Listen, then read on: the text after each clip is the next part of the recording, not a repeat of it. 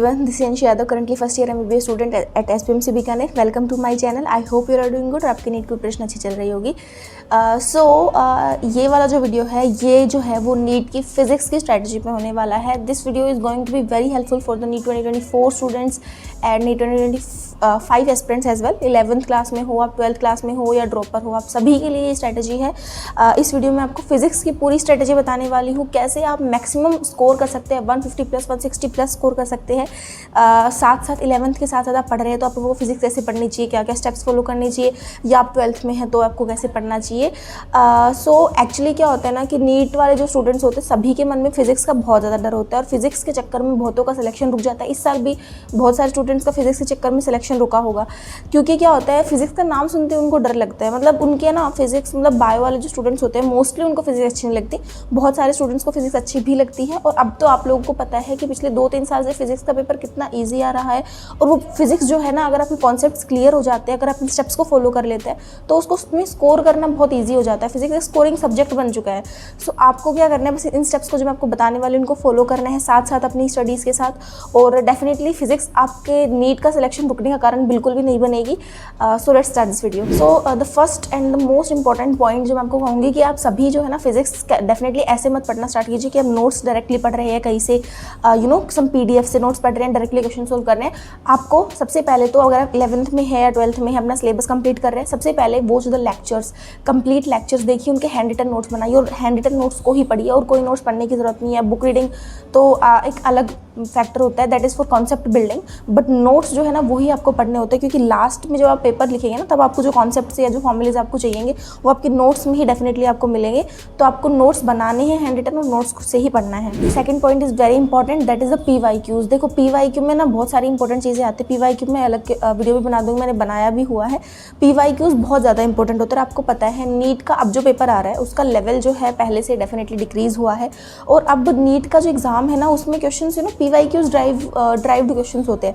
अगर आप 15 to 20 years के PYQs जो है वो प्रीवियस ईयर क्वेश्चंस कर लेते हैं फिजिक्स के, तो आपके कॉन्सेप्ट बहुत हद तक क्लियर हो जाएंगे. बस आपको ये याद रखना है कि उन PYQs के कॉन्सेप्ट्स आपको बनाने हैं, आपको सिर्फ प्रैक्टिस नहीं करना है, उनके कॉन्सेप्ट्स बनाने हैं. जो भी क्वेश्चन का कॉन्सेप्ट आपने नहीं समझा हुआ है, नहीं आता, आपको अटक जाते हो, उसको डेफिनेटली अपने लेवल पे, अपने टीचर पर के लेवल पे क्लियर करके उसके भी नोट्स बनाने हैं. शॉर्ट नोट्स के फॉर्म में उनको भी लिख लीजिए. सो ये बहुत इंपॉर्टेंट होता है. तो PYQ सॉल्व करना बहुत इंपॉर्टेंट है. और PYQs जो है ना किस टाइम पे सोल्व करना चाहिए वो भी बहुत इंपॉर्टेंट है.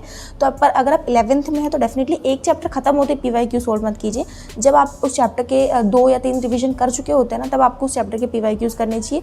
क्योंकि क्या होता है स्टार्टिंग में अगर आप कर लेंगे ना तो आपसे बहुत सारे क्वेश्चन हो सकता है नहीं बने, तो फिर आपको दिक्कत होएगी, डिमोटिवेशन होएगा. लेकिन अगर आप 2-3 बार रिवीजन करने के बाद क्वेश्चन करेंगे तो डेफिनेटली लगभग सारे PYQs आपसे बन जाएंगे. लगभग पिछले 20 साल के PYQs आपको करने चाहिए. उससे पहले के टफ आते थे नीट के PYQs जो फिजिक्स के होते थे, तो वो करने की आई थिंक आपको ज़रूरत नहीं है.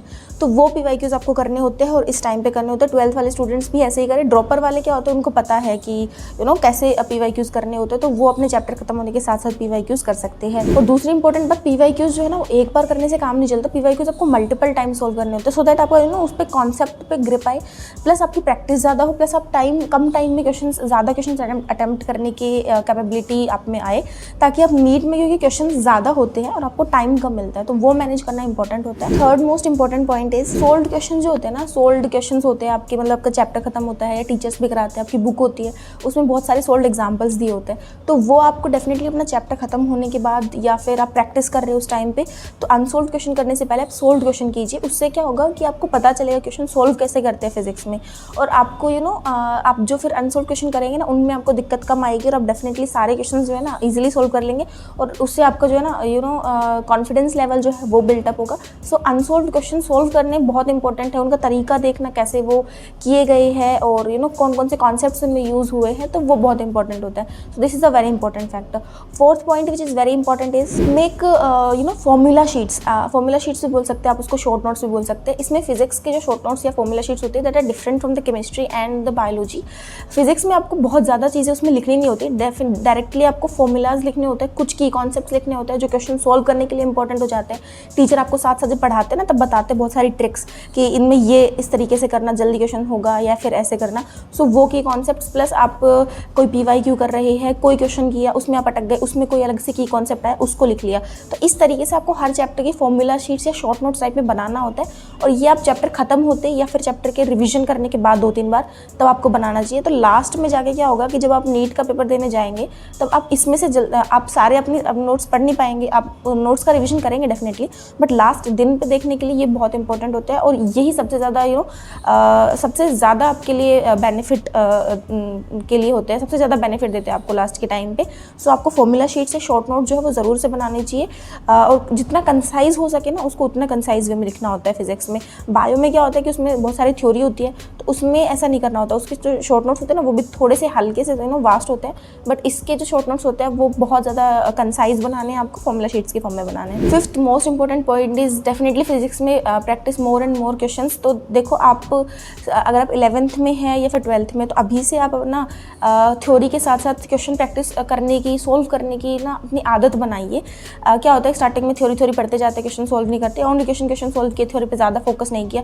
तो बहुत इंपॉर्टेंट है कि आपकी प्रैक्टिस जो है ना आप बैलेंस करके चले दोनों चीज़ों को पहले तो, और प्रैक्टिस करने पे भी टाइम डिवोट करें अलॉन्ग विद द थ्योरी, क्योंकि प्रैक्टिस बहुत इंपॉर्टेंट होती है। और आप अगर आप प्रैक्टिस नहीं करते हैं तो आप फाइनली पेपर में जाके कंफ्यूज होते हैं और आप क्वेश्चन करने में क्वेश्चन आपके हो जाएंगे क्योंकि आपकी थ्योरी क्लियर है, बट आपको टाइम ज़्यादा लगेगा, आपकी सिली मिस्टेक ज़्यादा होगी। तो वो अवॉइड करने के लिए आप प्रैक्टिस जरूर से बहुत ज़्यादा मतलब ठीक से प्रैक्टिस कीजिए, साथ साथ प्रैक्टिस कीजिए अपने चैप्टर्स कंप्लीट करते करते 11th 12th या ड्रॉप पर है तो भी।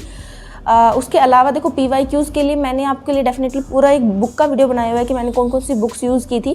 तो PYQ के लिए मैंने फिजिक्स में फिजिक्स गैलेक्सी की बुक यूज़ की थी, वो बुक आप यूज़ कर सकते हैं, बहुत अच्छी बुक है, उसमें सोल्यूशन अच्छे से दिए हुए। उसके अलावा भी आपको अगर आपके पास पहले से बुक है वो यूज़ कर सकते हैं या फिर MTG की बुक ले सकते हैं। ये बुक्स बेस्ट बुक्स है PYQs के लिए, सो डेफिनेटली इन बुक्स को आप प्रेफर कर सकते हैं।